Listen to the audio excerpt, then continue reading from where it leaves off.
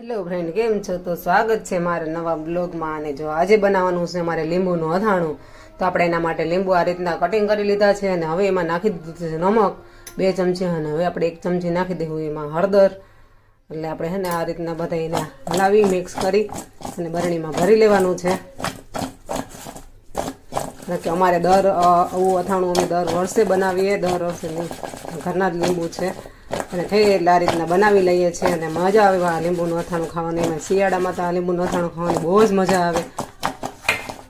તો તમે કઈ રીતના બનાવો છો જરા કોમેન્ટ કરીને કહેજો. તો આપણે બધું જ લીંબુનું અથાણું આ રીતના મિક્સ થઈ ગયું છે ને હવે આપણે લઈ લીધી છે કાચની બરણી. તો આપણે એ બરણીમાં ભરી દેવાનું છે.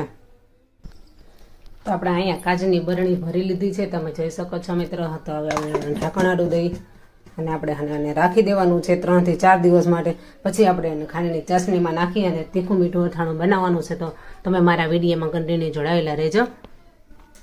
તો અહીંયા આપણું અથાણું બનીને તૈયાર થઈ ગયું હતું. આપણે થોડાક દી પહેલાં આથી દીધું હતું, એટલે 8-10 દી થઈ ગયા છે. તો હવે આપણે આ લીંબુનું અથાણું અને આપણે આમાં ખાંડ નાખી દીધી છે, ખાંડને થોડુંક પાણી. તો હવે આપણે એને ચાસણી કરવા માટે મૂકવાનું છે.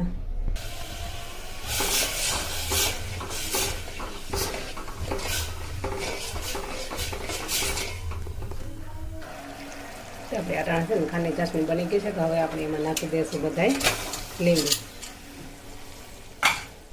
આમાં મીઠું હળદર બધું નાખેલું જ છે. આપણે એને હલાવી લઈએ.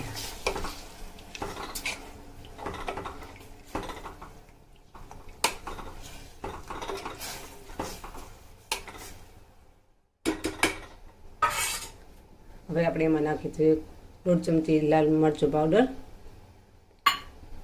અને અડધી ચમચી શેકેલા જીરાનો પાવડર. આ બધું આપણે મિક્સ કરી લેવાનું છે.